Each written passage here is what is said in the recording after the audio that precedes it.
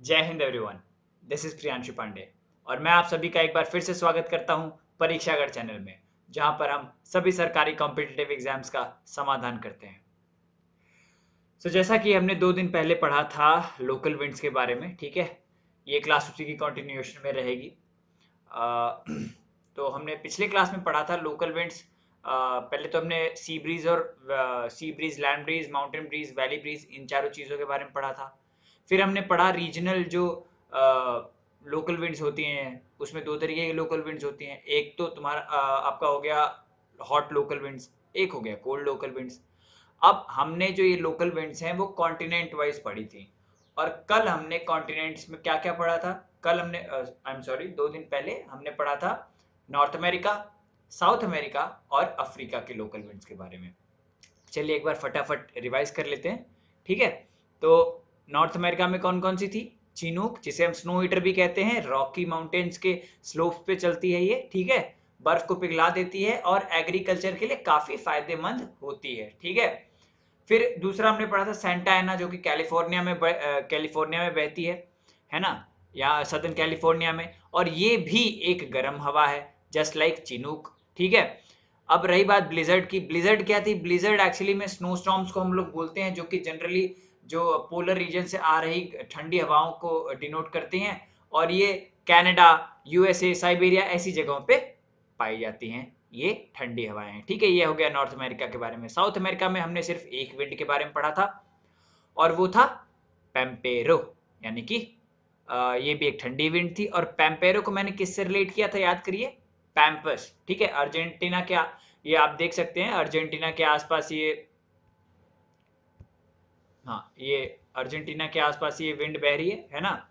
तो अर्जेंटीना के आसपास है, और अर्जेंटीना में ही पैम्पस नाम का ग्रासलैंड भी है, तो इसलिए इस हवा का नाम उसी से मिलता जुलता रखा गया है, पैम्पेरो, क्योंकि ये पैम्पस ग्रासलैंड के ऊपर से ही बहती है, ठीक है। और आगे बढ़ते हैं। हमने उसके बाद पढ़ा था अफ्रीका के बारे में। अफ्रीका में कोई भी ठंडी हवा थी ही नहीं, सारी गर्म हवाएं थी, ठीक है। क्यों? इसका भी रीजन मैंने आपको बताया था। क्योंकि पहली बात तो देखिए, अफ्रीका ही एक ऐसा कॉन्टिनेंट है जिससे तीनों lines, equator, Tropic of Cancer और ट्रॉपिक ऑफ कैप्रिकॉर्न, ये तीनों लाइंस गुजर रही हैं। और हमें ये भी पता है, जैसा कि मैंने आपको पहली या दूसरी क्लास में बताया भी था, कि ये तीनों लाइंस जो हैं, इनके बीच का आने वाला रीजन जो है वो पृथ्वी का सबसे गर्म रीजन है। तो यही वजह है कि अफ्रीका में ज़्यादा ठंडी का माहौल नहीं रहता है, गर्म हवाएं ज़्यादा हैं, ठंडी हवाएं नहीं हैं। अब हमने ठंडी गर्म हवा में क्या क्या पढ़ा था? पहली बात तो मैंने आपको बताया था कि यहाँ पर हाँ, तो यहाँ पर सहारा डेजर्ट है, और जितनी भी हवाएं अफ्रीका में हैं वो जो है सहारा डेजर्ट से ही ओरिजिनेट हो रही हैं। सिरोको थी, सिरोको कहाँ थी? सिरोको मोरक्को, यहाँ मोरक्को है, ये एरिया पे मोरक्को है, मोरक्को में बहती है सिरोको, ठीक है। सलानो के बारे में बताया था मैंने आपको, खमसिन बताया था मैंने आपको कि इजिप्ट में बहती है ना। हरमटन, हरमटन कहाँ बहती है? हरमटन गिनी कोस्ट पे बहती है, और इसको डॉक्टर विंड भी कहते हैं ना। क्यों कहते हैं डॉक्टर विंड? मैंने आपको बताया था, डॉक्टर विंड इसलिए कहते हैं क्योंकि हरमटन जो है वो गर्म हवा है, और गिनी कोस्ट के आसपास बहुत ज़्यादा ह्यूमिडिटी है, और ह्यूमिडिटी की वजह से बहुत ज़्यादा ही बीमारियां रहती हैं, ठीक है। तो ये जो गर्म हवाएं हैं ना, ये वहाँ के मॉइस्चर को अपने में अब्जॉर्ब कर लेती हैं, सुखा, कह लो कि गर्म चीज़ से क्या होता है, सूख जाती है। जब आप जनरली देखोगे तो हवा चल रही होती है, तो आप अगर कपड़े सुखाते हो तो कपड़े सूख जाते हैं, राइट, कपड़े बाहर डालते सूख जाते हैं। उसी तरीके से ये हरमटन हवा जो है वो वहाँ की हवा में से मॉइस्चर को खींच लेती है, सुखा देती है, तो वहाँ की ह्यूमिडिटी कम हो जाती है और बीमारियां भी कम हो जाती हैं, इसलिए इसको डॉक्टर विंड कहते हैं, ठीक है। हबूब मैंने बताया था कि सूडान में बहती है, बर्ग बताया था साउथ अफ्रीका में, है ना। तो आई होप कि आपको मैंने पूरा रिवीजन इतने में दे दिया हो। बाकी रिवीजन के लिए अगर आपको देखना है तो आप पिछली क्लास देख लीजिएगा, उसका लिंक मैं आपको डिस्क्रिप्शन बॉक्स या आई बटन में दे दूंगा, ठीक है। आगे बढ़ते हैं। आगे आज हम पढ़ेंगे बाकी के 3, एक्चुअली हैं तो 4 कॉन्टिनेंट्स, पर अंटार्कटिका इनहैबिटेबल है, तो वहाँ पे इतनी ज़्यादा कुछ ऐसा डिस्कवरी, ऐसा हवाओं का है नहीं, है ना। तो हम बाकी के बचे 3 कॉन्टिनेंट जो हैबिटेबल हैं उन पे हम बात करेंगे, उन पे हम चर्चा करेंगे, वहाँ पे कौन-कौन सी लोकल विंड्स हैं। और आज हम एक और कॉन्सेप्ट के बारे में पढ़ेंगे जो कि होगा टेम्परेचर इन्वर्जन। ठीक है, चलिए बात करते हैं यूरोप के बारे में। यूरोप में हम मेनली 4 हवाओं को देखेंगे, जिसमें से 3 तो ठंडी हैं और 1 गर्म है। ठीक है, देखिए सबसे पहले बात मैं आपको मैप से इसलिए पढ़ा रहा हूँ ताकि आप लोगों को थोड़ा सा जो रीजन है ना, रीजन पे भी क्वेश्चन आ जाते हैं, तो रीजन जो है वो याद हो जाए। लेकिन ये जो मैंने डायरेक्शंस बना रखी हैं, ये जो मैंने एरोज दे रखे हैं, इन सबको याद करते मत बैठिएगा कि ये एरोज यहाँ से वहां जा रही हैं, इस डायरेक्शन में जा रही हैं, नॉर्थ साउथ, ये सब याद करते नहीं बैठिएगा। आपसे एरोज के बारे में नहीं पूछेगा, मैप पे मार्क करने को नहीं देगा एग्जाम में। एग्जाम में जनरली क्या पूछता है, पहला तो कैसी हवा है, ठंडी है, गर्म है। ठीक है, दूसरा कॉन्टिनेंट वाइज मैं बता रहा हूं तो रीजन भी बता रहा हूं, तो कौन से रीजन में बह रही है। ठीक है, और तीसरा कि इसके इफेक्ट्स क्या क्या होते हैं। देखो जैसे मैंने आपको बताया, हर मटन को डॉक्टर विंड्स कहते हैं। ठीक है, चिनूक जो है वो एग्रीकल्चर में काफी ज्यादा इफेक्टिव होता है। तो ऐसी कैरेक्टरिस्टिक्स पे एग्जाम में क्वेश्चन आते रहते हैं। ठीक है, अब हम बात करेंगे, सबसे पहली विंड जो है वो मिस्ट्रल है। ठीक है, मिस्ट्रल एक ठंडी विंड है जैसा कि इसमें लिखा हुआ है, और कहां से बहती है, सदर्न फ्रांस। अब सदर्न फ्रांस में एक रोन वैली नाम की जगह है। ठीक है, जहाँ पे जनरली अंगूर अंगूर की खेती होती है। ठीक है, रोन वैली नाम की जगह है, इस रोन वैली में ही ये एक्सट्रीम ठंडी हवाएं बहती हैं। अब इसका इफेक्ट क्या होता है, पहले तो मिस्ट्रल इतनी ज्यादा ठंडी हवाएं होती है ना कि ये जो क्रॉप्स यहाँ पे जो लगते हैं, मेडिटेरियन जो ये फ्रांस वाला एरिया जो है ना, ये मेडिटेरेनियन एरियाज में आ जाते हैं। और मेडिटेरेनियन एरियाज में जनरली सिट्रस फ्रूट्स, मैंने आपको बताया था, मैं आपको आगे भी बताऊंगा जब हम क्लाइमेट क्लासिफिकेशन पढ़ेंगे, और पढ़ेंगे कि कहाँ पे कैसे क्रॉप्स लगते हैं। जब मैं आपको ये भू भ्रमण कराऊंगा ना, सबको ट्रैवलर बनना है, तो चलिए उस क्लास में हम लोग ट्रैवल करेंगे पूरे वर्ल्ड को, तो उसमें मैं आपको बताऊंगा कहाँ पे कैसे क्रॉप्स लगते हैं।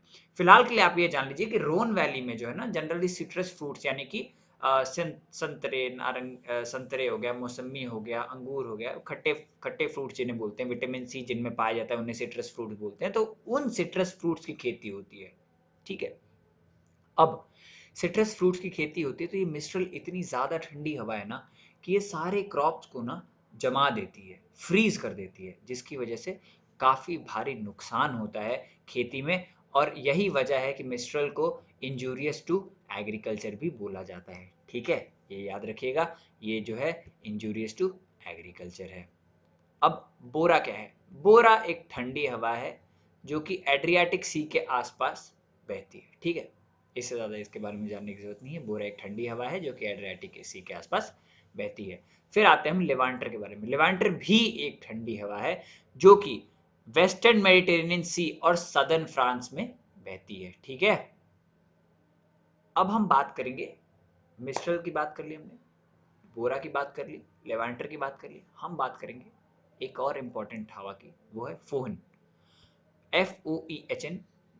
ठीक है, इसको प्रोनाउंस करते हैं फोहन, फोन, फोन बोल लो, फोन बोल लो, जो भी बोलना है बोल लो, बस कॉन्सेप्ट समझो। फोहन एकमात्र गर्म हवा है। ठीक है, यूरोप में फोहन एकमात्र गर्म हवा है, और ये कहाँ बहती है, एल्प्स की पहाड़ियों में। कहाँ बहती है, एल्प्स की पहाड़ियों में। मिस्ट्रल भी एल्प्स की पहाड़ियों में ही बहती है वैसे तो, मैं आपको बता दूं। ठीक है, फोहन जो है वो नदन स्लोप्स पे बहती है, और मिस्ट्रल जो है वो सदर्न स्लोप्स पे बहती है। ठीक है, अब फोहन जो है इस ये गर्म हवा है, तो ये एल्प्स पे जमी हुई जितनी भी आइस है या स्नो है उसको जो है पिघला देती है, तो इसे भी हम स्नो ईटर बोलते हैं। अब मैं आपको एक बार एक चीज याद दिलाना चाहूंगा कि पिछली क्लास में मैंने आपको एक और हवा बताई थी जो स्नो ईटर होती है। आप मुझे वो कमेंट बॉक्स में बताएंगे कि कौन सी हवा स्नो ईटर होती है फोहन के अलावा, और वो कहाँ बहती है। ठीक है, तो फोहन एक स्नो हीटर है, blows on the leeward side of Alps. ठीक है, गर्म हवा है, इस वजह से एल्प्स की पहाड़ियों पे जितनी भी बर्फ होती है उसको पिघला देती है और एग्रीकल्चर के लिए बेनिफिट है, ठीक है, बेनिफिशियल है एग्रीकल्चर के लिए फोन, ठीक है। ये हमने यूरोप के बारे में पढ़ लिया। यूरोप में हमने 4 हवाएं पढ़ी, मिस्ट्रल ठंडी हवा, बोरा ठंडी हवा, लेवेंटर ठंडी हवा और फोहन गर्म हवा, ठीक है। ये 4 के बारे में हमने पढ़ लिया। अब हम आगे बात करेंगे एशिया के बारे में। अपना प्यारा एशिया, एशिया में आता है अपना भारत। तो अब हम बात करेंगे एशिया में बहने वाली हवाओं के बारे में। अब सबसे पहले हवा के बारे में बात करेंगे बुरान। बुरान, ये जो एरिया आप देख रहे हो ना, ये साइबेरियन एरिया, ठीक है, ये साइबेरियन एरिया है, ठीक है। यहाँ पे जो है ठंडी हवा आती है, ठीक है। अब देखिए, the Buran is a wind which blows across eastern Asia, specifically Xinjiang. Xinjiang province कहाँ है? शिनजियांग प्रोविंस, आपने अगर आप करंट अफेयर्स को फॉलो कर रहे होगे तो शिनजियांग प्रोविंस चाइना का ही एक प्रोविंस है और वहीं से सी पैक यानी चाइना पाकिस्तान इकोनॉमिक कॉरिडोर निकल रहा है, ठीक है। और यहीं पे उइगर मुस्लिम वाला भी बात चल रहा है, उइगर मुस्लिम पे अत्याचार हो रहे हैं, इन सारी चीजों की बात चल रही है। तो ये है शिनजियांग, ठीक है। तो जैसा कि इसमें लिखा हुआ है, बुरान एक हवा है, ठंडी हवा है, जो कि साइबेरिया, कजाकिस्तान, शिनजियांग इन रीजन्स में बहती है। It is a wind of cold air, sometimes very strong, ठीक है। और ये कहाँ बहती है? To the west of Urals. अब यूरल्स क्या है? यूरल्स क्या है? यूरल्स है पहाड़ियां, ठीक है। यूरल्स क्या है? पहाड़ियां हैं। कौन सी पहाड़ियां हैं? ये वो पहाड़ियां हैं जो एशिया और यूरोप को अलग करती हैं, ठीक है। तो यूरल्स के वेस्ट में जो हवाएं चल रही हैं उन्हें बुरन कहते हैं। बुरन एक ठंडी हवा है जो कि शिनजियांग, साइबेरिया, कजाकिस्तान ये जगहों पे चलती है। आगे हम बात करेंगे सिमूम के बारे में। सिमूम एक गर्म हवा है जो कि मध्य एशिया, सेंट्रल एशिया, अरेबिया ये सब जगहों पे चलती हैं। सिमूम क्या है? काफी ज्यादा हॉट होती हैं, काफी ज्यादा हॉट विंड है, dry dry and dusty wind होती हैं जो कि अरेबियन डेजर्ट के आसपास बहती हैं। ईरान, इराक हो गया, ये जगहों पे बहती हैं, ठीक है। अब हम बात करेंगे लू के बारे में। लू क्या है? लू एक काफी स्ट्रॉन्ग और डस्टी विंड है जो कि इंडिया में बहती है, specially in the central region as well as the northern region. अब होता क्या है कि इंडो गैंजेटिक जो प्लेन है, स्पेशली मैंने बताया नॉर्थ इंडिया और पाकिस्तान, इन दोनों जगहों पे लू चलती है। मई और जून में काफी स्ट्रांग होती है। जैसा कि मैंने आपको पिछली क्लास में भी बताया था एग्जाम्पल देते हुए कि लू बहुत ज्यादा ही फेटल हो सकती हैं, बहुत ज्यादा जानलेवा साबित हो सकती हैं अगर आप हाइड्रेटेड नहीं हो तो। क्योंकि इसका टेम्परेचर जो होता है बहुत हाई हो जाता है, बहुत हाई हो जाता है, as high as 54 degree Celsius. और इसके एक्सपोजर से हमें हीट स्ट्रोक्स भी हो सकते हैं अगर आपके शरीर के अंदर अधिक पानी की मात्रा नहीं। इसीलिए एडवाइस किया जाता है कि हमेशा आप जब भी गर्मी में निकले, आप घर से पानी पी कर निकले, साथ साथ अपने साथ पानी लेकर चलें ताकि आप ज्यादा से ज्यादा हाइड्रेट हो सके। आशा करता हूं आपको लू समझ में आ गया होगा, सिमूम समझ में आ गया, बुरान समझ में आ गया, ठीक है। ये हवाएं जो हैं वो एशिया में है, ठीक है। इसके आगे हम बात करेंगे ऑस्ट्रेलिया के बारे में। ऑस्ट्रेलिया में 2 हवाएं हैं, ठीक है, ब्रिक फील्डर और सदरली बस्टर। अब सबसे पहले तो आप ये जान लो, ऑस्ट्रेलिया का ये वाला जो इलाका है ना, ये वेस्टर्न इलाका, ये पूरा डेजर्ट है, ठीक है, पूरा डेजर्ट है, ये पूरा डेजर्ट है, ठीक है। अब इस डेजर्ट से गर्म हवाएं निकल रही हैं, गर्म हवाएं निकल रही हैं और ये सदर्न कोस्ट पे जा रही हैं, सदर्न ऑस्ट्रेलिया में जा रही हैं ये गर्म हवाएं। तो इन्हें जो है ब्रिक फील्डर का नाम दिया जाता है, ठीक है। क्या है कि आप देखिए, नॉर्थ यानी कि नॉर्थ वेस्ट से जो डेजर्ट वाला एरिया है वहां से गर्म हवाएं निकल रही हैं, साउथ की तरफ जा रही हैं, और उन गर्म हवाओं को ऑस्ट्रेलिया में ब्रिक फील्डर के नाम से जाना जाता है, ठीक है। बाकी उसके अलावा कौन सी हवा और है? सदरली बस्टर। सदरली बस्टर, अब आपको मैं ये बताता हूं, ये जो ब्रिक फील्डर है ना, इसकी डायरेक्शन में जब रैपिड चेंज आता है, यानी कि ये क्या हो रहा है, ये नॉर्थ वेस्ट से साउथ की तरफ आ रहे हैं, जैसे ये साउथ से नॉर्थ की तरफ जो डायरेक्शन चेंज होता है तो ये तुरंत सदरली बस्टर में चेंज हो जाता है। अब देखो, southerly buster is a regional wind in southern and south eastern Australia. ये southern and south eastern Australia, ये वाला एरिया, सिडनी विडनी वाला एरिया, ठीक है। द चेंज, अब क्या है इसमें, ये इसको सदर्ली बस्टर क्यों बोलते हैं? पहली बात तो ये देखिए, ब्रिक फील्डर जो है वो नॉर्थ से साउथ की तरफ जा रही थी। जैसे ही नॉर्थ से साउथ से रैपिड चेंज होता है डायरेक्शन में और वापस साउथ से नॉर्थ की तरफ जाने लगती है ना हवाएं, उसे हम सदर्ली बस्टर कहते हैं। और इस सदर्ली बस्टर में आप देखेंगे यहाँ पे जो चीजें मैंने बोल्ड और अंडरलाइन की है ना, ये काफी ज्यादा जरूरी है ये एग्जाम पॉइंट ऑफ व्यू से। तो आप देखिए, सदर्ली बस्टर में लिखा हुआ है कि it is marked by fall in temperature, ठीक है। यानी कि ये ठंडी हवाएं आएंगी भाई, टेम्परेचर गिरा देती हैं, टेम्परेचर गिरा देती है तो बस भाई। तो ये हम समझ सकते हैं कि ब्रेक फील्डर जो है गर्म हवा है, सदर्ली बस्टर जो है ठंडी हवा है, ठीक है। एक बार वापस से हम थोड़ा सा रिवाइज कर लेंगे। नॉर्थ अमेरिका में चिनूक, सैंटा एना या नॉर्दर्न से बोलते हैं, और ब्लिजर्ड, ठीक है। साउथ साउथ अमेरिका में पैम्पेरो। फिर अफ्रीका में हमने क्या क्या पढ़ा था? खमसिन, हबूब, बर्ग, हरमटन, सिरोक्को, सलानो, है ना, ये पढ़ा था हमने, ये सारी गर्म हवाएं हैं। उसके बाद हम बात करेंगे एशिया के बारे में। एशिया में क्या है, सॉरी पहले यूरोप के बारे में बात कर लेते हैं। यूरोप में क्या क्या है? मिस्ट्रल, फोहन, फोहन एक गर्म हवा है, आप याद रखिएगा। फोहन हो गया, उसके बाद में बोरा, लेवेंटर, है ना, ये हो गई यूरोप की बात। अब हम बात करेंगे एशिया के बारे में। एशिया में क्या क्या है? लू, फिर उसके बाद आपका ये बुरान, है ना, सिमूम, ये सारी एशिया की हवाएं होंगी। ऑस्ट्रेलिया की हवाएं क्या क्या होंगी? ब्रिक फील्डर, सदरली बस्टर, ठीक है। तो इन सब चीजों को याद रखिएगा। मैप मैंने आपको इसलिए दिखाया है ताकि आपको आप विजुलाइज कर पाए, आपको जल्दी याद हो जाए और ज्यादा दिन तक याद रहे, ठीक है। बाकी सिर्फ और सिर्फ क्लास लगाने से ही नहीं होगा। मैं आपको बता दूं, एनसीईआरटी से रिवाइज करना बहुत जरूरी है। आप क्लास 11-12 की एनसीईआरटी ले लीजिए, आपको कोई और किताब लेने की जरूरत नहीं है। आप ये क्लास देखिए, उसके बाद एनसीईआरटी से रिवाइज करिए। मैं आपको लिख के देता हूं, ऐसा कोई एग्जाम नहीं होगा जहां पे आपका ज्योग्राफी फंसेगा, ठीक है। चलिए आगे बढ़ते हैं। अब मैंने आपको बताया ऑस्ट्रेलिया के बारे में, ये कॉन्टिनेंट्स के लोकल इवेंट्स के बारे में बता दिया। अब आज मैं आपको एक कॉन्सेप्ट के बारे में पढ़ाऊंगा जो कि है टेम्परेचर इन्वर्जन। लेकिन उससे पहले मैं भूल गया था कि हमें प्रीवियस ईयर क्वेश्चंस भी करने हैं, ठीक है। चलिए पहले मैं आपको 10 सेकंड दूंगा, आप चाहो तो कमेंट में आंसर कर देना, वरना मैं आपको बता भी दूंगा इसी क्लास में।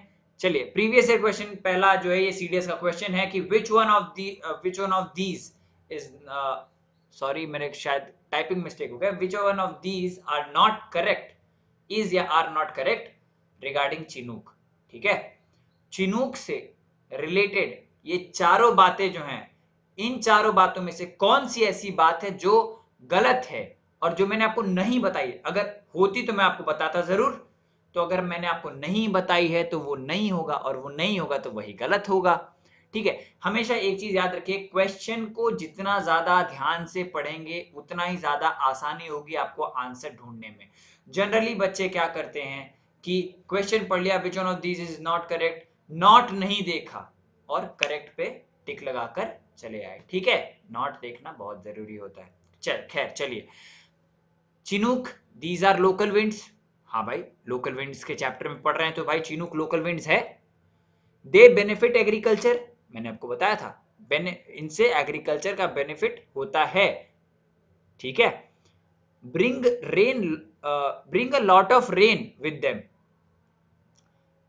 अपने साथ बहुत ज्यादा बारिश लाते हैं। एंड चौथा ऑप्शन है descend along the eastern slope of Rocky mountains. तो जैसा कि मैंने आपको बताया था, लोकल विंड तो ये है, ठीक है, एग्रीकल्चर को भी बेनिफिट करते हैं, रॉकी माउंटेन्स के ईस्टर्न स्लोप से भी डिसेंड करते हैं। पर क्या मैंने आपको ये बताया था कि, मैंने आपको ये नहीं बताया था कि ये अपने साथ बहुत ज्यादा बारिश लाते हैं। तो ये जो ऑप्शन है वो गलत हो गया, और यही हमारा जो है इस क्वेश्चन का आंसर है कि ये रेन नहीं लाते हैं, ठीक है। नॉट करेक्ट पूछा था तो हमने नॉट करेक्ट पे टिक कर दिया। चलिए आगे बढ़ते हैं। अब आपने जितना पढ़ा, जितना रिवाइज किया, वो सारा एक ही क्वेश्चन में, पूरा एक क्वेश्चन में समेट दिया। चलिए मैच करना है, आपको पता ही है, चिनूक, फोहन, सिरोको, मिस्ट्रल। दूसरे लिस्ट में आपको रीजन दिया हुआ है, मैंने आपको बताया था रीजन पे क्वेश्चन आते हैं और ये प्रीवियस ईयर क्वेश्चन है सीडीएस का। तो मैंने आपको बताया था कि रीजन पे क्वेश्चन आते हैं कि ये कहाँ बहती हैं, ठीक है। तो देखिए चिनूक, हाँ सॉरी, तो चिनूक जो है कहाँ बहती है, मैंने आपको बताया था eastern slopes of Rocky mountains, है ना। फोन कहाँ बहती है, फोन कहाँ बहती है, फोन बहती है नॉर्दर्न स्लोप ऑफ एल्प्स, ठीक है। फोन बहती है नॉर्दर्न स्लोप ऑफ एल्प्स। सिरोक्को, सिरोक्को मैंने आपको बताया था, सिरोक्को मोरक्को, और मोरक्को कहाँ था, मोरक्को था अफ्रीका के नॉर्थ में, ठीक है। मोरक्को था अफ्रीका के नॉर्थ में। और मैंने बताया था आपको कि जो हवाएं हैं वो अफ्रीकन डेजर्ट से ही निकलती हैं, सहारा से निकलती हैं। और सहारा के भी अगर मैं आपको लोकेशन अगर ठीक से बताऊं, तो अगर ये हम मान लिए कि ये अफ्रीका है, ठीक है, मेरी ड्राइंग थोड़ी खराब है, ये अफ्रीका है, तो मैंने आपको बताया था कि ये जो एरिया है ये सहारा डेजर्ट का है। तो ये सहारा डेजर्ट का है, तो ये कौन सा एरिया, ऑलमोस्ट नॉर्थ हुआ, तो इसलिए सिरोको नॉर्थ अफ्रीकन डेजर्ट में बहता है, ठीक है। यहां से जा रहा था ना ऊपर, सिरोको, यहां मोरक्को था, ठीक है। आप देखिए ये होता है मैप से करने का फायदा। अब आपको पता है कि हमने सिरोको कहाँ देखा था, ठीक है, आपको पता है कि अफ्रीकन डेजर्ट जहां से ओरिजिनेट हो रही थी हवाएं वो कहाँ पर है। आप ऐसा आंखें बंद करके ना, एक बार अगर आप आपने अगर मैप अच्छे से किया हो तो आप आंखें बंद करके विजुअलाइज कर सकते हो कि हमने कहाँ देखा था, अच्छा ये यहाँ था, ओके, तो ये इस डायरेक्शन में था, ऐसे याद हो सकता है, ठीक है। अब हम बात करेंगे मिस्ट्रल के बारे में। मिस्ट्रल जो है वो सदर्न स्लोप ऑफ एल्प्स में, ठीक है, मैंने आपको बता दिया। तो अब देखिए ए का 2, बी का 3, सी का 1 और डी का 4, तो यानी कि ऑप्शन ए जो है वो करेक्ट आंसर है, ठीक है, ऑप्शन ए करेक्ट आंसर है। चलिए आगे बढ़ते हैं। चलिए टेम्परेचर इन्वर्जन के बारे में आपको मैं बताने वाला था, ठीक है। टेम्परेचर इन्वर्जन का मतलब क्या होता है, टेम्परेचर इन्वर्जन कैसे होता है, टेम्परेचर इन्वर्जन के क्या इफेक्ट्स होते हैं, हम इस बारे में जानेंगे। अब सबसे पहले मैंने आपको पहली या दूसरी क्लास में ही बता दिया था नॉर्मल लैप्स रेट के बारे में, करेक्ट। नॉर्मल लैप्स रेट के बारे में बताया था कि जैसे जैसे हम ऊपर जाते हैं टेम्परेचर जो है वो कम होता जाता है, करेक्ट। इसको मैंने बताया था नॉर्मल लैप्स रेट, और नॉर्मल लैप्स रेट क्या था, 6.5 डिग्री सेल्सियस पर किलोमीटर, ठीक है, यानी कि हर 1 किलोमीटर पे 6.5 डिग्री सेल्सियस गिर जाता है ऊपर जाने पे। ये हमने बात की थी नॉर्मल लैप्स रेट में। लेकिन क्या हो जब ऊपर जाने पे हवा ठंडी होने के बजाय गर्म होने लगे, गर्म होने लगे, आपको लगे कि यार नीचे ज्यादा ठंडा था ऊपर ज्यादा गर्म है, तो क्या होगा, इस प्रोसेस को ही हम कहते हैं टेम्परेचर इन्वर्जन, ठीक है। नॉर्मल लैप्स रेट में ऊपर जा रहे थे, टेम्परेचर नीचे गिर रहा था, टेम्परेचर इन्वर्जन में ऊपर जा रहे हैं तो भी टेम्परेचर बढ़ ही रहा है। तो बेसिकली देखा जाए तो नॉर्मल लैप्स रेट का उल्टा टेम्परेचर इन्वर्जन होता है, ठीक है। It is a reversal of the normal behaviour of temperature in the troposphere. मैंने बताया था ट्रोपोस्फेयर में जैसे जैसे हम ऊपर जाते हैं वैसे वैसे टेम्परेचर नीचे आता रहता है, गिरता रहता है। पर जब ट्रोपोस्फेयर में ही जैसे जैसे हम ऊपर जाएं टेम्परेचर बढ़ने लगे, उसे हम कह देते हैं टेम्परेचर इन्वर्जन। अब होता क्या है टेम्परेचर इन्वर्जन, कैसे होता है, देखिए होता क्या है कि आप चलिए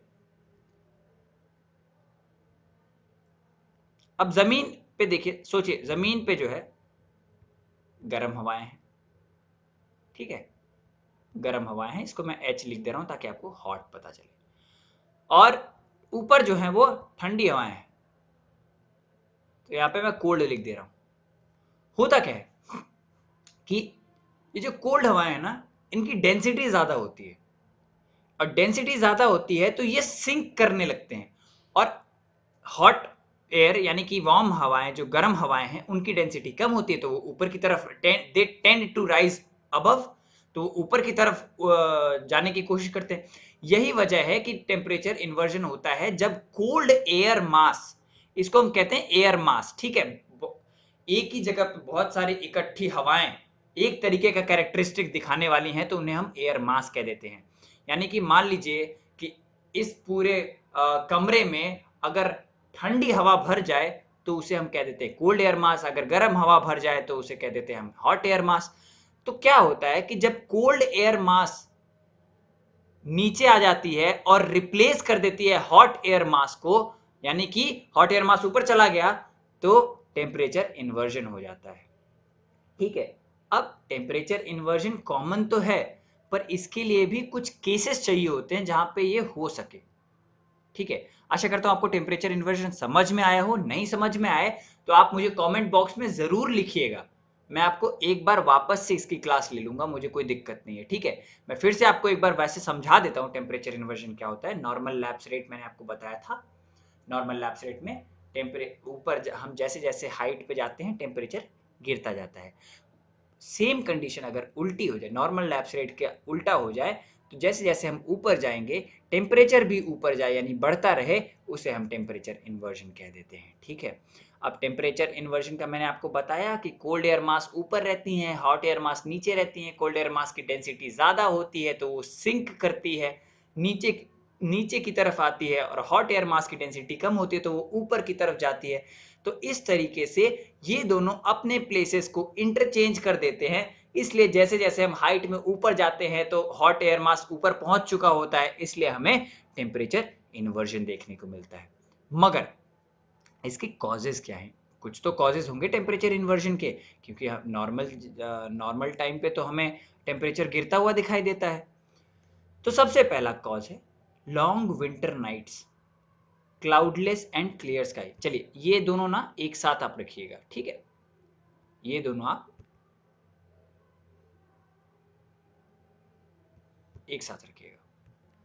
इन दोनों को एक साथ रखने का मैं आपको बताऊंगा क्यों, मैं समझाऊंगा आपको क्यों एक साथ रखना। चलिए पहले लॉन्ग विंटर नाइट्स, क्या क्या लॉन्ग विंटर नाइट से कैसे टेम्परेचर इन्वर्जन होता है? होता क्या है कि अगर आपकी रातें बड़ी हों, ठीक है, विंटर नाइट्स में जनरली रातें बड़ी होती हैं, रात का समय ज्यादा होता है, ड्यूरेशन ऑफ नाइट ज्यादा होता है। तो होता क्या है कि टेरेस्ट्रियल रेडिएशन, जैसा कि मैंने आपको बताया था कि मैं आपको ये आगे आने वाली क्लासेस में बताऊंगा टेरेस्ट्रियल रेडिएशन वगैरह क्या होती है। तो बेसिकली क्या होता है कि लंबी ठंडी वाली रातों में जो अमाउंट ऑफ हीट अर्थ ने दिन में अब्सॉर्ब की रहती है ना, उससे ज्यादा वो अब हीट जो है वो एटमॉस्फेयर में छोड़ देती है रातों में। ठीक है,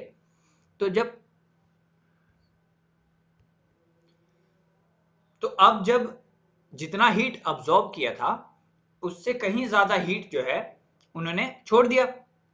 तो छोड़ दिया तो क्या हो गया? छोड़ दिया तो नीचे का जो टेम्परेचर है, जो सरफेस का टेम्परेचर है, वो तो हो गया कम, कोल्ड हो गया ना। और क्योंकि रेडिएशन हो रहा था, तो रेडिएशन होता है तो ऊपर के जो पार्टिकल्स हैं वो भी तो ऑब्जॉर्ब करेंगे रेडिएशन को, तो ऊपर का टेम्परेचर हो गया ज्यादा, रिलेटिवली बोल रहा हूं। ठीक है, ऐसा नहीं कि वहां पे आग बरस रही और यहाँ पे बर्फ, ऐसा नहीं, रिलेटिवली की बात कर रहा हूं कि सर्दियों के दिन में जितना इंसोलेशन यानी कि जितना सूरज से गर्मी अर्थ अब्सॉर्ब कर रही है, सर्दियों की रातों में वो उससे ज्यादा गर्मी रेडिएट कर दे रही है, छोड़ दे रही है एटमॉस्फेयर में। इस वजह से सरफेस का जो टेम्परेचर है वो कम हो जा रहा है, और जो हीट रेडिएट किया गया है वो ऊपर के लेयर में जो पार्टिकल्स हैं उन पार्टिकल्स में एब्जॉर्ब हो रहा है, तो वहां का टेम्परेचर रिलेटिवली बढ़ जा रहा है। अब रिलेटिवली बढ़ गया तो भाई टेम्परेचर इन्वर्जन हो गया। क्यों? क्योंकि नीचे ठंडा और ऊपर जा रहे हैं तो टेम्परेचर बढ़ रहा है। ठीक है, तो ये हो गया पहला पहला कॉज टेम्परेचर इन्वर्जन का। दूसरा, क्लाउडलेस एंड क्लियर स्काई। होता क्या है कि जब आसमान में बादल हैं तो जो अर्थ है जो रेडिएशन कर जो रेडिएट कर रही है हीट को, जैसे आप पृथ्वी को मान लीजिए, पृथ्वी जो है अपनी रात में जो है गर्मी को रेडिएट कर रही है, छोड़ रही है, ठीक है, खुद को ठंडा कर रही है। तो जब गर्मी छोड़ रही है तो क्लाउड्स होंगे, तो क्लाउड्स क्या करेंगे, क्लाउड्स उन गर्मी को ट्रैप कर लेंगे। उस गर्मी को ट्रैप करने की वजह से सरफेस का टेम्परेचर ज्यादा कम नहीं होता है, क्योंकि वो गर्मी तो ऑलमोस्ट जमीन के पास ही रह गई, और वो क्या कहते हैं आपका, जमीन के पास रह गई, और ज्यादा टेम्परेचर में बदलाव नहीं आया। मगर क्लाउडलेस एंड क्लियर स्काई हो, यानी कि आप देखेंगे सर्दियों की रातों में ज्यादातर आपने साफ आसमान देखा होगा। तो जब साफ आसमान होता है तो पृथ्वी जो हीट रेडिएट करती है उसको कोई भी क्लाउड ट्रैप नहीं करता, क्योंकि क्लाउड्स तो होते ही नहीं है, और जब ट्रैप नहीं करते हैं तो जो रेडिएटेड हीट होती है उसको कोई हिंड्रेंस नहीं होती है, कोई रुकावट पैदा नहीं होती है ऊपर जाने में, और इस वजह से जो जो सरफेस का टेम्परेचर है वो कम हो जाता है और ऊपर का टेम्परेचर बढ़ जाता है। समझ रहे? देखिए यहाँ पे क्या लिखा हुआ है, loss of heat through terrestrial radiation proceeds more rapidly without any obstruction. Obstruction का मतलब रुकावट, बिना किसी रुकावट के रेडिएशन, टेरेस्ट्रियल रेडिएशन जो होता है वो वर्क करने लगता है, और जो गर्मी होती है वो छूटती जाती है तो सरफेस का टेम्परेचर कम हो जाता है। अब एक चीज और याद रखिएगा, ये फेवरेबल कॉजेज पे बहुत ज्यादा क्वेश्चन आए हैं कई एग्जाम्स में। अगर मैं स्पेसिफिकली डिफेंस की बात करूं तो एनडीए, सीडीएस, इन सारे एग्जाम्स में ना काफी ज्यादा क्वेश्चंस आते हैं ये फेवरेबल कॉज पे टेम्परेचर इन्वर्जन पे। एक क्वेश्चन तो पक्का है टेम्परेचर इन्वर्जन पे, that too on cause only, ठीक है? तो इसको ध्यान से रखिएगा, कॉन्सेप्ट को समझिएगा, ठीक है? एक बार मैं वापस बता दूं, लॉन्ग विंटर नाइट्स क्या होता है कि जितनी हीट दिन में अब्जॉर्ब की उससे ज्यादा हीट को छोड़ दिया, तो इसलिए सरफेस का टेम्परेचर कम हो गया, और ऊपर के लेयर में जो पार्टिकल्स हैं उन पार्टिकल्स में रेडिएशन अब्जॉर्ब हुई, तो ऊपर का टेम्परेचर थोड़ा ज्यादा हो गया रिलेटिवली, तो इसलिए टेम्परेचर इन्वर्जन हमें देखने को मिलता है। जहां पे हम ऊपर जाते हैं तो टेम्परेचर बढ़ता है। दूसरा क्लाउडलेस एंड क्लियर स्काई, यानी कि अगर क्लाउड्स नहीं होंगे तो रेडिएशन होने में यानी गर्मी को छोड़ने में कोई रुकावट नहीं होगी, और नहीं होगी तो भाई साहब सरफेस का टेम्परेचर लो हो जाएगा, है ना? तो इसलिए, और रिलेटिवली ऊपर का टेम्परेचर हाई रहेगा, तो इसलिए टेम्परेचर इन्वर्जन देखने को मिलता है। अब जनरली लॉन्ग विंटर नाइट्स और क्लाउडलेस एंड क्लियर स्काई, ये दोनों चीजें जो हैं वो जनरली एक साथ देखने को मिलती हैं, इसलिए मैंने आपको एक साथ इन्हें रखने को बोला, ठीक है? बाकी dry air near the ground surface, ये भी एक फिनोमिना है। क्या कहता है कि it limits the absorption of radiated heat from the earth surface. अब क्या होता है कि ड्राई एयर यानी सूखी हवा यानी खुश्क हवा, बिना मॉइस्चर की हवा अगर सरफेस के पास में है तो उससे जो रेडिएशन हो रहा है, रेडिएशन अब क्या है, मैंने आपको बताया कि जो ऊपर के लेयर में पार्टिकल्स हैं वो रेडिएशन को ऑब्जॉर्ब कर लेते हैं। कैसे ऑब्जॉर्ब करते हैं? क्योंकि वो मॉइस्चर साथ में होता है, ठीक है? मॉइस्चर साथ में होता है तो मॉइस्चर के थ्रू ही ऑब्जॉर्ब कर लेते हैं। अब क्या हो जब सरफेस पे वो मॉइस्चर वाली हवा ही ना हो? अब जब सरफेस पे मॉइस्चर वाली हवा ही नहीं है तो अब्जॉर्प्शन रेडिएशन का होगा ही नहीं, तो वापस से सरफेस का टेम्परेचर हो गया लो, क्योंकि जो गर्मी थी वो तो निकल गई, हवा को पार करके निकल गई, अब्जॉर्ब हुई नहीं। अब्जॉर्ब नहीं हुई तो टेम्परेचर जो है सरफेस का वो कम हो गया, और इससे हमें टेम्परेचर इन्वर्जन देखने को मिला। बाकी slow movement of air, it results in no transfer और mixing of heat in the lower layer of atmosphere, ठीक है? स्नो कवर्ड ग्राउंड सरफेस, चलिए snow covered ground surface, it result in snow covered ground surface. Polar regions में, polar regions यानी कि north pole और south pole में, ये temperature inversion काफी कॉमनली देखा जाता है। क्यों देखा जाता है? क्योंकि वहां पे ज्यादातर एरिया जो है वो स्नो कवर्ड है। स्नो कवर्ड का मतलब है कि पूरा जमीन जो है वो बर्फ से भरा पड़ा है, और जो गर्मी यानी सूरज की किरणें जो गर्मी लेकर आ रही हैं जमीन पर, वो रिफ्लेक्ट बैक हो जा रही है। इसको हम कहते हैं एल्बीडो इफेक्ट।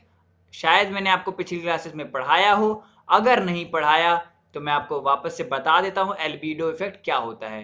एल्बिडो इफेक्ट होता है कि जो सूरज से गर्मी आ रही है उसका रिफ्लेक्ट बैक हो जाना, उसे हम कहते हैं एल्बिडो इफेक्ट। सबसे ज्यादा एल्बिडो इफेक्ट हमें देखने को मिलता है स्नो में, यानी कि स्नो जो है वो गर्मी को सबसे ज्यादा रिफ्लेक्ट बैक कर देती है, और सबसे कम हमें मिलता है मिट्टी में देखने को। यानी कि अगर हम बात करें तो मिट्टी जो है वो सबसे कम रिफ्लेक्ट करती है गर्मी को, यानी कि सबसे ज्यादा अब्सॉर्ब करती है गर्मी को मिट्टी, ठीक है। और स्नो जो कि सबसे ज्यादा रिफ्लेक्ट करता है गर्मी को, सबसे कम अब्सॉर्ब करता है, ठीक है। आप देख रहे हो गर्म रिफ्लेक्शन और अब्सॉर्प्शन दोनों ही इनवर्सली प्रोपोर्शनल हैं। मतलब स्नो जो है वो गर्मी को रिफ्लेक्ट बैक कर दे रहा है तो अब्सॉर्ब कम होगा, मिट्टी गर्मी को ज्यादा रिफ्लेक्ट नहीं कर पा रही है तो अब्सॉर्ब ज्यादा कर रही है ना, है ना। अब वो क्योंकि पार जा रहा है, गर्मी पार जा रही है मिट्टी के, तो अब्सॉर्प्शन ज्यादा है। पोलर रीजन्स में क्या होता है, बर्फ से ढकी हुई जमीन है, बर्फ से ढकी हुई जमीनों पे जब सूरज की किरण पड़ रही है तो वो वापस रिफ्लेक्ट बैक कर जा रही है, ज्यादा अब्सॉर्प्शन हीट का नहीं है सरफेस पे, और हीट का अब्सॉर्प्शन अगर नहीं है सरफेस पे तो सरफेस का टेम्परेचर क्या हो गया, लो हो गया। और जो रिफ्लेक्टेड रेज हैं, जो रिफ्लेक्टेड इंसोलेशन है जो सूरज से आई और रिफ्लेक्ट बैक हुई, वो क्या हुई, ऊपर के लेयर्स में जो पार्टिकल्स हैं उनमें अब्सॉर्ब हो गई। तो रिलेटिवली हमें सरफेस से ज्यादा टेम्परेचर ऊपर की लेयर्स में देखने को मिला, और इससे हमें टेम्परेचर इन्वर्जन का पता चला, ठीक है। ये होता है टेम्परेचर इन्वर्जन। आगे हम बात करेंगे इफेक्ट्स ऑफ टेम्परेचर इन्वर्जन। अब इफेक्ट्स की बात करते हैं। Temperature inversion determines the precipitation forms of clouds and also causes frost due to condensation of warm due to its cooling. अब एक चीज और मैं आपको बताना भूल गया, माउंटेनियस रीजन में ये टेम्परेचर इन्वर्जन भी काफी, जैसे मैंने आपको बताया कि पोलर रीजन्स में काफी कॉमन है, वैसे ही माउंटेनियस रीजन में काफी कॉमन है। अब क्यों कॉमन है मैं आपको बताता हूँ। देखिए, ये समझ लीजिए एक माउंटेन और ये समझ लीजिए दूसरा माउंटेन, है ना, ये दूसरा माउंटेन, ठीक है। ये जो एरिया है, ये जो बीच में जो एरिया है, इसको हम कह देते हैं वैली, है ना। ये जो एरिया है ये है वैली, दो पहाड़ों के बीच में जो एरिया होता है उसे हम वैली कह देते हैं, ठीक है। आई होप आपको ये पता होगा। अब क्या होता है कि जो माउंटेन का टॉप है ना, यहाँ पे होती हैं ठंडी हवाएं, मैंने आपको बताया था। माउंटेन का टॉप क्योंकि ऑल्टीट्यूड ज्यादा है तो टेम्परेचर कम होगा ही, ऑल्टीट्यूड ज्यादा है तो टेम्परेचर कम होगा। अब टेम्परेचर कम है तो भाई ठंडी हवाएं होंगी। होता क्या है, माउंटेनियस रीजन में इंसुलेशन के रिफ्लेक्ट बैक होने या क्लाउडलेस स्काई होने, इन सब से मतलब नहीं है, मतलब है टेम्परेचर इन्वर्जन का यहां पर ग्रेविटी से, ठीक है। ग्रेविटी, अब यहां से जो हवाएं हैं, ठंडी हवाएं जो है माउंटेन पे, ये ग्रेविटी के इन्फ्लुएंस में इन स्लोप से यहां वैली में आ जाती हैं। ये वैली में आ गई, ये ठंडी हवाएं वैली में आ गई, और वैली की जो गर्म हवाएं हैं, अब क्योंकि वो they tend to rise above और कोल्ड एयर मास ने इनको रिप्लेस किया तो ये ऊपर की तरफ चली गई, तो यहां पर हमें वापस टेम्परेचर इन्वर्जन देखने को मिला, ठीक है। टेम्परेचर इन्वर्जन देखने को मिला। अब देखिए इसका अच्छा इफेक्ट है। क्या अच्छा इफेक्ट है, क्या होता है कि ये जो ठंडी हवाएं हैं ये यहां आ गई, और ये जो गर्म हवाएं हैं वो यहां आ गई। लेकिन गर्म हवाएं कुछ एक्सटेंट तक ही गर्म हवाएं है ना, उसके बाद तो वापस ऑल्टीट्यूड बढ़ रहा है तो भाई ठंडी तो कहीं ना कहीं होंगी। तो इस हॉट एयर मास के ऊपर भी ठंडी एयर मास होती है। अब ये ठंडी एयर मास बहुत ज्यादा ही ठंडी होती है, और ज्यादा ठंडी होने का मतलब होता है कि ये फ्रॉस्ट फॉर्म करती हैं। लेकिन क्योंकि बीच में गर्म हवाएं हैं, ये गर्म हवाएं एज अ बैरियर काम करती हैं। ये जो मैंने आपको बताया कि वैली में जो ये ठंडी हवाएं आई, ये इतनी ज्यादा ठंडी हवा नहीं है जो कि फ्रॉस्ट फॉर्म करे, लेकिन ये जो ऊपर वाली ठंडी हवाएं हैं, क्योंकि इनका ऑल्टीट्यूड और भी ज्यादा है, तो ये फ्रॉस्ट फॉर्म करती हैं, जो कि क्रॉप्स को, वैली में उग रहे क्रॉप्स को नुकसान पहुंचा सकता है। तो ये टेम्परेचर इन्वर्जन कैसे उसको फायदा पहुंचाता है, अब हम देख सकते हैं कि यहाँ पे कोल्ड हवाएं हैं, उसके ऊपर वार्म एयर मास है, और उसके ऊपर फिर कोल्ड एयर मास है। तो ये कोल्ड एयर मास और ये दोनों कोल्ड एयर मास के बीच में ये जो वार्म एयर मास है, ये एज अ बैरियर काम करता है, एज अ हिंड्रेंस काम करता है, जिससे कि ये फ्रॉस्ट नीचे नहीं आ पाता और क्रॉप्स को खराब नहीं कर पाता है। ठीक है, क्रॉप्स को खराब नहीं कर पाता। यही सेम चीज आपको प्लेन्स में भी देखने को मिलेगी। आपको अगर पता हो, सर्दियों के मौसम में यानी कि रबी क्रॉप्स लगती हैं, रबी क्रॉप्स यानी कि गेहूं और ओट्स वगैरह, ये सब चीजें होती हैं। ठीक है, गेहूं मान लीजिए, तो हमें कहा जाता है कि अगर ऊपर से फ्रॉस्ट गिरे ना, तो गेहूं के लिए काफी ज्यादा खतरनाक साबित होती है, काफी क्रॉप्स बर्बाद हो जाते हैं, फ्रीज हो जाते हैं। तो ये जो टेम्परेचर इन्वर्जन है ना, ये काफी ज्यादा काम आता है, क्योंकि ये बीच में जो वार्म एयर मास है, ये फ्रॉस्ट को रोक देता है, फ्रॉस्ट को नीचे नहीं आने देता है, और इस तरीके से हमारे गेहूं की फसल बच जाती है। ठीक है, आगे हम बात करेंगे कि इफेक्ट्स ऑफ टेम्परेचर इन्वर्जन, क्या क्या इफेक्ट्स होते हैं। पहला बात, तो जब कोल्ड एयर नीचे सिंक कर रही है, कोल्ड एयर में मॉइस्चर है, कोल्ड एयर में मॉइस्चर है, कोल्ड एयर जब नीचे सिंक कर रही है, तो जितने भी पार्टिकल, छोटे छोटे छोटे बहुत मिनिस्क्यूल पार्टिकल्स, जो पॉल्यूटेंट्स हैं और जो डस्ट पार्टिकल्स हैं, ये सारी चीजें जो हैं उस मॉइस्चर के साथ, उसे हम हाइग्रोपोनिक कहते हैं, हाइग्रोपोनिक। ठीक है, तो हाइग्रो मतलब क्या होता है, water, related to moisture, related to water. ठीक है, तो उन उन मॉइस्चर्स के साथ चिपक कर ये क्या क्या बनाती हैं, फॉग बनाती हैं, ड्यू होता है हमारा, फॉग होता है, उसके बाद आपका स्मॉग हो जाता है। ठीक है, ये सारी चीजें जो हैं वो टेम्परेचर इन्वर्जन की वजह से ही होती हैं। देखिए, dust particle hanging in air due to inversion of temperature, air pollutants such as dust particle and smoke do not disperse, ये छितराते नहीं है, बल्कि एक जगह इकट्ठा हो जाते हैं, क्योंकि भाई टेम्परेचर इन्वर्जन हुआ तो ठंडी हवाएं नीचे की तरफ आ रही हैं, डेंसिटी उनकी ज्यादा है, तो ये भी एक साथ इकट्ठा हो जाते हैं, एक दूसरे में मिल जाते हैं, इस वजह से हमें फॉग फॉर्म होता हुआ दिखता है। फिर stops the movement of air, it causes the stability of the atmosphere.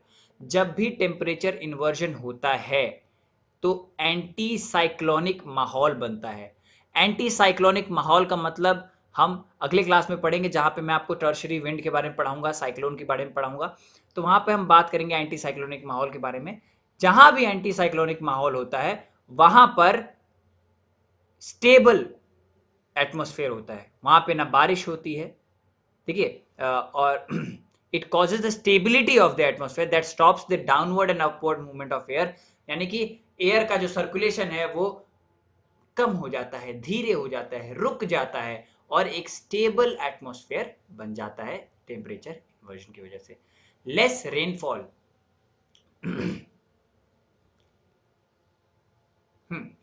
तो रेनफॉल कम होती है, क्यों कम होती है, क्योंकि क्लाउड ज्यादा ऊपर तक नहीं जा पाते हैं। ठीक है, बाकी also, so it causes a problem for agriculture productivity, temperature inversion से एग्रीकल्चर प्रोडक्टिविटी में थोड़ी प्रॉब्लम्स आती भी हैं। मैंने आपको जैसे बताया कि फ्रॉस्ट से बचाता तो है, लेकिन एग्रीकल्चर में थोड़ी प्रॉब्लम भी आती है, क्योंकि थोड़ी बारिश तो जरूरी होती है, और बारिश नहीं होगी भाई तो कैसे क्रॉप्स होंगे, है ना। तो टेम्परेचर इन्वर्जन का एक ड्रॉबैक है कि बहुत, जहां भी टेम्परेचर इन्वर्जन होता है वहां पे बहुत कम रेनफॉल होती है। दूसरा, लोअर विजिबिलिटी, जैसा कि मैंने आपको बताया कि जितने भी डस्ट पार्टिकल्स हैं, पोल्यूटेंट्स हैं, कुछ भी हैं, वो क्या है, एक साथ मॉइस्चर के साथ मिलकर सिमट जाते हैं और फिर वो नीचे की तरफ बैठ जाते हैं, तो इसलिए हमें ठंडियों के मौसम में फॉग का एक्सपीरियंस होता है। और जब fog is form due to the situation of warm air above, मैंने क्या बताया था, ऊपर वार्म एयर है, नीचे कोल्ड एयर है, और इस सिचुएशन में यानी टेम्परेचर इन्वर्जन, इसका मतलब तो टेम्परेचर इन्वर्जन ही हुआ ना, कि ऊपर वार्म है नीचे कोल्ड है, तो टेम्परेचर इन्वर्जन के सिचुएशन में फॉग बनता है, और फॉग बनता है तो भाई विजिबिलिटी कम हो जाती है, और विजिबिलिटी कम होती है तो ट्रांसपोर्टेशन में भारी दिक्कत आती है, भारी रुकावटें आती है। आशा करता हूं आपको आज की क्लास समझ में आई होगी। आज की क्लास काफी लंबी हो गई, हालांकि मैंने ये कॉन्सेप्ट समझाया है, तो आप इस कॉन्सेप्ट को समझिए, ध्यान से सोचिए, एनसीईआरटी से रिवाइज करिए और उन पे बेस्ड क्वेश्चन को लगाइए। कॉन्फिडेंस बूस्ट होगा, मोरल बूस्ट होगा, ज्यादा दिन तक याद रहेगा, विजुअलाइज कर पाएंगे अगर आप मैप से करें तो। ठीक है, आशा करता हूं आपको आज की क्लास समझ में आई हो, लोकल विंड्स के बारे में और टेम्परेचर इन्वर्जन के बारे में।